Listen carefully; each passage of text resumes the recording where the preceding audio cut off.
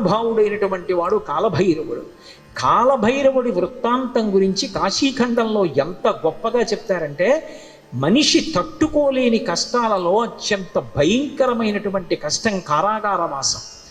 కారాగారవాసం అంతటి భయంకరమైన కష్టాన్ని ఎదుర్కోవలసి వచ్చినప్పుడు కూడా కాలభైరవ చరిత్ర చదివినా, కాలభైరవాష్టకం చదివినా, కాలభైరవోపాసనం చేసినా వాళ్ళు రక్షింపబడతారు అంటుంది శాస్త్రం.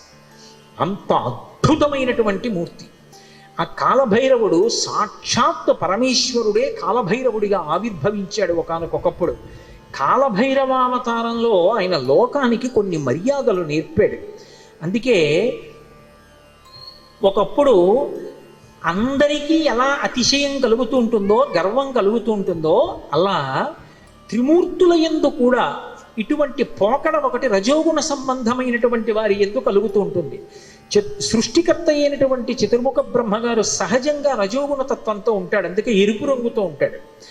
ఆయనకి ఒకప్పుడు ఎందుకో ఒక భావన కలిగింది, ఆయనకి 5 తలలు ఉండేవి.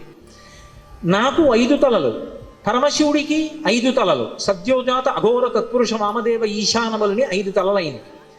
నాకు 5 తలలు, నాకంటే బ్రహ్మగారికి 5 తలలు. నాకు శంకరుడికి ఏం తేడా? మేమిద్దరం సమానం, నేనే సృష్టిలో అధికుణ్ణి అని వేదములను పిలిచి అడిగాడు. నేనా కాదా అన్నాడు.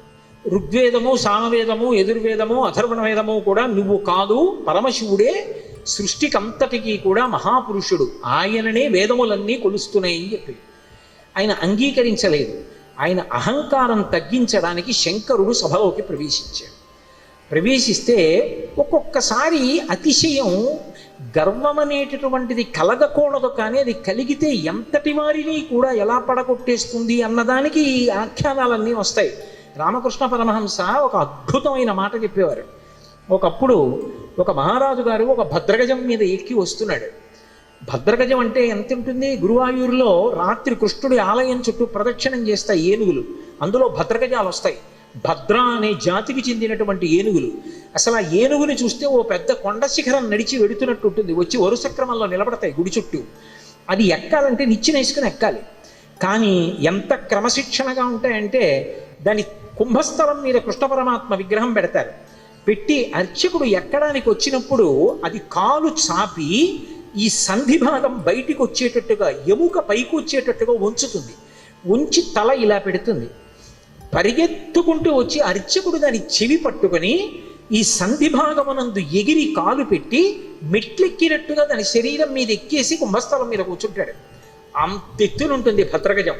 అది దగ్గర నుంచి వెడుతూ ఉంటేనే ఉద్విగ్నత కలుగుతుంది. అటువంటి భద్రగజం ఎలా ఉంటుందో అంత ఎత్తున ఉండేటటువంటి స్వరూపమైతే భద్రగజంలా నడుస్తున్నాడు రా అంట.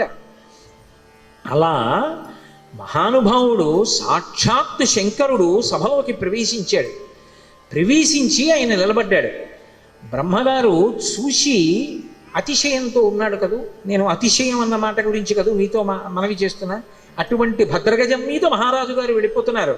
అటువంటి ఏనుగు వస్తోందంటే దాని ఒక్కొక్క కాలు ఇంతంత లావులు ఉంటుంది. పాదం ఎత్తి వేస్తే గుండ్రంగా ఉంటుంది. ఏ ప్రాణైనా అణిగిపోతుంది. అందుకని అన్ని పక్కలకు పోతాయి. అటువంటి ఏనుగు వస్తుంటే కన్నంలోంచి ఓ చిరుకప్ప ఒకటి పైకొచ్చి కప్ప కాలెత్తింది. కాలెత్తి చెయ్యి బుద్ధి లేని ఏనుగా పక్కకు పో అని ఆశ్చర్యపోయారు. రామకృష్ణ పరమహంస శిష్యులు నిలబడున్నారు అక్కడ. వాళ్ళకి సిద్ధులు ఉన్నాయి. ఆ శిష్యుడు చూసి గురువుగారి వంక తిరిగి అన్నాడు, హే బ్రహ్మన్, ఒక భద్రగజం వస్తోంది, దాని మీద మహారాజు వస్తున్నాడు. ఒక కప్ప కన్నంలోంచి బయటికి వచ్చి ఏనుగు మీద కాలెత్తి పక్కకు పోతావా పోవా అంటోంది. దీనికి బుద్ధిహీనత, అతిశయమా? ఎందుకు ఇలా కాలెత్తిందని అడిగారు. అడిగితే పరమహంస ఒక్క నిమిషం కళ్ళు మూసుకొని కళ్ళు తెరిచి అన్నారు, ఇవాళ సాయంకాలం ఈ రహదారి మించి ఒక జేబుకి చిల్లు ఉన్నటువంటి లాల్చీ వేసుకున్న వ్యక్తి వెళ్ళాడు. ఆయన జేబులో 4 పావలాకాసులు ఉన్నాయి. పావలాకాసు చిన్నగా గుండ్రగా ఉంటుంది కదూ. ఆ కన్నంలోంచి జారి పావలాకాసు కింద పడింది. కింద పడిన పావలాకాసు దుల్లుకుంటూ ఆ కన్నంలోకి వెళ్ళింది.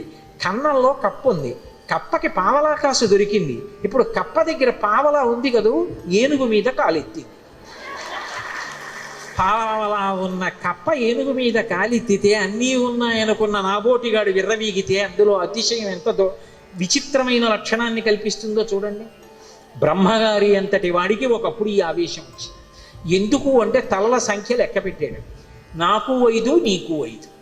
ఇదే బ్రహ్మగారి కౌశికీ వృత్తాంతంలో పార్వతీదేవి దగ్గర అంత వినయంతో మాట్లాడాడు. ఒకనాడు నా నొసటి నుంచి పైకొచ్చావు, నాకు పుత్రసముడివి, నా కాళ్ళు పట్టుకు నమస్కరించు, ఆశీర్వదిస్తా అన్నాడు. శంకరుడు చూశాడు, ఓహో చాలా ఉద్ధతితో ఉన్నాడు, అహంకారంతో ఉన్నాడు. నాకు 5 తలలు, తనకు 5 తలలు అనుకుంటున్నాడు. కానీ నా 5 తలల వెనక ఒక తత్వం ఉంది.